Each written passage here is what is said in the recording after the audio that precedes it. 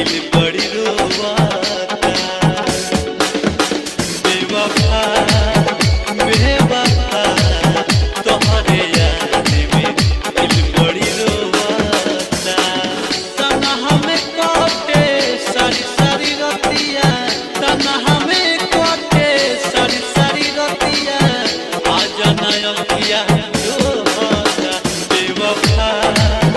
बेवफा तोहरे याद में दिल बड़ी रोवाता बेवफा दुर्गा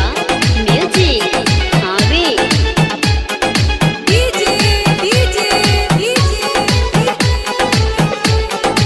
रंजय रंजय रंजय रसीदपुर रसीदपुर रसीदपुर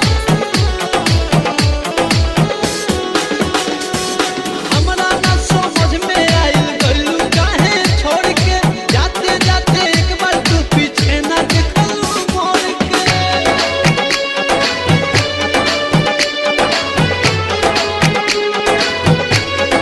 हमरा ना समझ में आइल गइलू काहे छोड़ के जाते जाते एक बार तू पीछे ना देखलू मोड़ के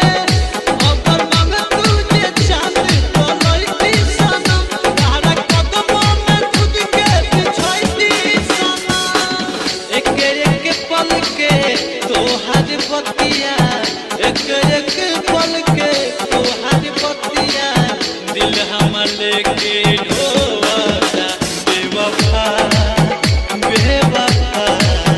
तोहरे याद में दिल बड़ी रोवाता बेवफा बेवफा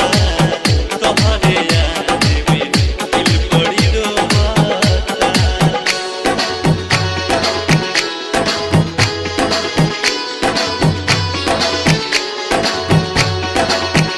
मिक्स बाय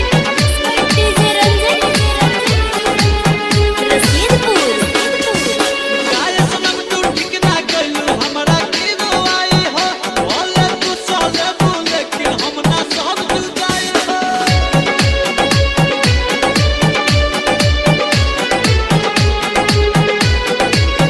गाय सनम तू ठीक ना कइलू हमरा के रोआई हो बोले तू चले बोले कि हम ना सब जुदाई हो प्यार कहिले के कागज पे साजा मिलल फूल दिल के हमार कोही जाके खिला बेरहम बेवफा जाए हर जाई बेरहम बेवफा जाए हर जाई अखिया से आंसू नहीं आवता बेवफा बेवफा तोहरे याद में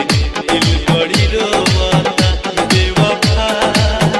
बेवफा तोहरे याद में दिल बड़ी रोवाता दुर्गा रिकॉर्डिंग स्टूडियो हावे कोलंबिया के पास। आप सुन रहे हैं डीजे डीजे रंजय को रंजय को रंजय को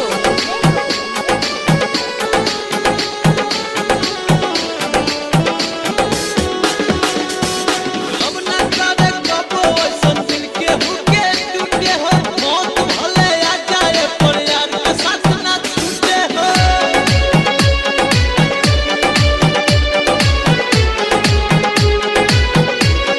अब ना करे कबो ऐसन दिल के हुके टूटे हो मौत भले आ जाए पर यार के साथ ना छूटे हो आशुतोष के हाथ दिल के कैसे कही उनके आंसू हम रोज बहा के सही निरंजन निराला के जिंदगी में आके निरंजन निराला के जिंदगी में आके जाने बुझाला का घोर